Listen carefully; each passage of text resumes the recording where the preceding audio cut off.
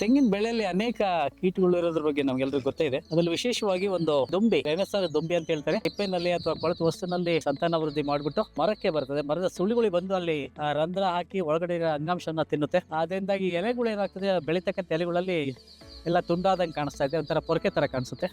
ಅದೇ ಒಂದು ಸೂಚನೆ. ಮತ್ತೆ ಕೊರೆದಂತ ಭಾಗದಿಂದ ಒಂದು ಒಣ ಮರದ ಹೊಟ್ಟು ತರ ವಸ್ತು ಹೊರಗಡೆ ಬರ್ತಾ ಇರುತ್ತೆ. ಇವೆರಡು ಅದು ಅದರ ಚಿಹ್ನೆ, ಈ ಬಾಧೆಯ ಚಿಹ್ನೆ ಮರದ ಹೊಟ್ಟಿಂದು ಮತ್ತೆ ಎಲೆ ಕತ್ತರಿಸಿರ್ತಕ್ಕಂಥದ್ದು. ಅನೇಕ ಕ್ರಮಗಳಿದ್ದಾಗ್ಯೂ ಈ ರೈನೋಸರಸ್ ಈ ಒಂದು ದುಂಬಿಗೆ ಈ ಬಕೆಟ್ ಫೆರಮೋನ್ ಟ್ರ್ಯಾಪ್ ಅಂತ ಕರೀತಾರೆ. 1 ಇಂಚ್ ಡಯಾಮೀಟರ್ ನ ರಂಧ್ರಗಳಿದೆ. ಅದೇ ತರ ಬಕೆಟ್ ಮುಚ್ಚಳದ ಮೇಲೆ ಕೂಡ ಇದೆ. ಈ ಫೆರಮೋನ್ ಲೂರ್ ಅಂತ ಹೆಂಗ್ ಕರಿತೀವಿ, ಲೈಂಗಿಕ ಕೃಷಿಕ, ಈ ತರ ಒಂದು ಮರದ ತುಂಡಿದು. ಇದನ್ನ ಈ ರೀತಿ ಅಂಟಿಸ್ತಾರೆ. ಕೆಳಗಡೆ ಈ ಬಕೆಟ್ ಅಲ್ಲಿ ದ್ರಾವಣ, ಸೋಪಿನ ದ್ರಾವಣ ಮತ್ತೆ ಹುಳಿ ಬೆಲ್ಲದ ನೀರು, ಹಾಗೆ ಕೆಲವೊಂದು ಬಾರಿ ಈಗ ಬಾಳೆ ದಿಂಡು ಅಥವಾ ಬೆರಿಯ ದಿಂಡನ್ನು ಕೂಡ ಹಾಕಿರ್ತಾರೆ. ಇದು ಯಶಸ್ವಿಯಾಗಿ ಪ್ರೌಢದುಂಬಿಗಳನ್ನು ಆಕರ್ಷಣೆ ಮಾಡುತ್ತೆ. ಮತ್ತೆ ಕೀಟನಾಶಕ ಕೆಳಗಡೆ ಇರೋದ್ರಿಂದ ತೋಟದಿಂದ ದೂರ ಸುಮಾರು 1.5 ಅಥವಾ 2 ಫರ್ಲಾಂಗ್ ದೂರದಲ್ಲಿ ಒಂದು ಯಾವ್ದಾದ್ರು ಒಂದು ಮರಕ್ಕೆ ಅಥವಾ ಒಂದು ಕಂಬವನ್ನು ನೆಟ್ಬಿಟ್ಟು ಅಲ್ಲಿಗೆ ಅದನ್ನ ನೇತಾಕ್ಬೇಕಾಗುತ್ತೆ. ಸೊ ಬಂದಂತ ದುಂಬಿಗಳು ಸಾಯುತ್ತೆ. ಅಕಸ್ಮಾತ್ ಬದುಕಿದ್ರೆ ಅವನ್ನ ಕೈಯಿಂದ ಅದನ್ನ ಕೊಲ್ಬೇಕಾಗುತ್ತೆ.